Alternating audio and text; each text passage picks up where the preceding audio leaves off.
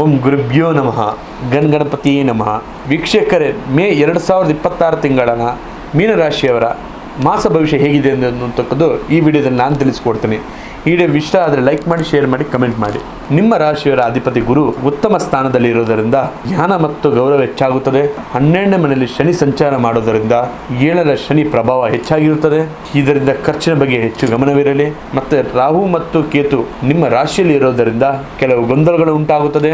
ಇನ್ನು ಮಂಗಳ ಸಂಚಾರ ಘನಸ್ಥಾನದಲ್ಲಿ ಇರೋದರಿಂದ ಆರ್ಥಿಕ ಲಾಭ ಸಹಾಯದಲ್ಲಿ ಇದೆ ಮತ್ತು ಉದ್ಯೋಗಸ್ಥರಿಗೆ ಉತ್ತಮ ಅವಕಾಶಗಳು ಹೆಚ್ಚಾಗುತ್ತದೆ. ಕೆಲಸ ನಿಮಿತ್ತದಲ್ಲಿ ನೀವು ದೂರ ಪ್ರಯಾಣ ಆಗುವಂತ ಸಾಧ್ಯ ಇದೆ. ಕಲೆ ಮತ್ತು ಬರವಣಿಗೆ ಸಮಾಲೋಚನೆ ಕ್ಷೇತ್ರದಲ್ಲಿರುವವರಿಗೆ ಈ ತಿಂಗಳು ಶುಭದಾಯಕವಾಗಿದೆ. ಕಚೇರಿಯಲ್ಲಿ ಸಹೋದ್ಯೋಗಿಯೊಟ್ಟಿಗೆ ಮಾತನಾಡುವಾಗ ತಾಳ್ಮೆಯಿಲ್ಲದೆ ಇರಿ.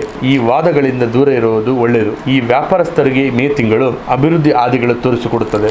ವಿದೇಶಿಗೆ ಸಂಬಂಧಪಟ್ಟಂತ ವ್ಯವಹಾರಗಳಿಗೆ ದೊಡ್ಡ ಮಟ್ಟದ ಲಾಭ ನಿರಾಶೆಗಳಿದೆ. ಹೊಸ ಉದ್ಯೋಗಕ್ಕೆ ಬಂಡವಾಳ ನೀಡಲು ಒಳ್ಳೆಯ ಸಮಯ. ಪಾರ್ಟ್ನರ್ಶಿಪ್ ವ್ಯವಹಾರಗಳಿಗೆ ಪಾರದರ್ಶಕವಾಗಿ ಕಾಯ್ಕೊಳ್ಳುವುದು ನಿಮ್ಮ ಯಶಸ್ವಿಗೆ ಕಾಯ್ದುಕೊಳ್ಳಿ. ಮತ್ತೆ ಈ ತಿಂಗಳು ಆರ್ಥಿಕ ವಿಚಾರದಲ್ಲಿ ನೋಡೋದಾದ್ರೆ ಆದಾಯ ಮತ್ತು ಖರ್ಚುಗಳು ಒಂದೇ ತರ ಇರುತ್ತದೆ. ಹಳೆಯ ಬಾಕಿ ಅಮೌಂಟ್ ನಿಮ್ಮ ಕೈಗೆ ಬಂದು ಸೇರುತ್ತದೆ.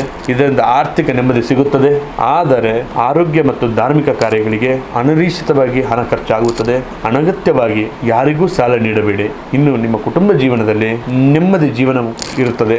ಹಿರಿಯರ ಬೆಂಬಲ ಮತ್ತು ಆಶೀರ್ವಾದ ನಿಮ್ಮ ಮೇಲೆ ಇರುತ್ತದೆ. ನಿಮ್ಮ ಮನೆಯಲ್ಲಿ ಸಕಾರಾತ್ಮಕ ಬೆಂಬಲಗಳು ಕಂಡು ಬರುತ್ತದೆ. ಸಂಗಾತಿಯೊಟ್ಟಿಗೆ ಸಣ್ಣ ಪುಟ್ಟ ವೈಮನಸ್ಸುಗಳು ಬರಬಹುದು. ಪರಸ್ಪರ ಅರ್ಥ ಮಾಡಿಕೊಳ್ಳುವುದರಿಂದ ಸಂಬಂಧ ಸುಧಾರಿಸುತ್ತದೆ. ಇನ್ನು ಆರೋಗ್ಯ ದೃಷ್ಟಿಯಲ್ಲಿ ನೋಡೋದಾದ್ರೆ ಸ್ವಲ್ಪ ಕಾಳಜಿ ಅಗತ್ಯ. ಅತ್ಯಂತ ಆಲೋಚನೆಯಿಂದ ನಿದ್ರಾಹೀನತೆ ಕಾಡಬಹುದು.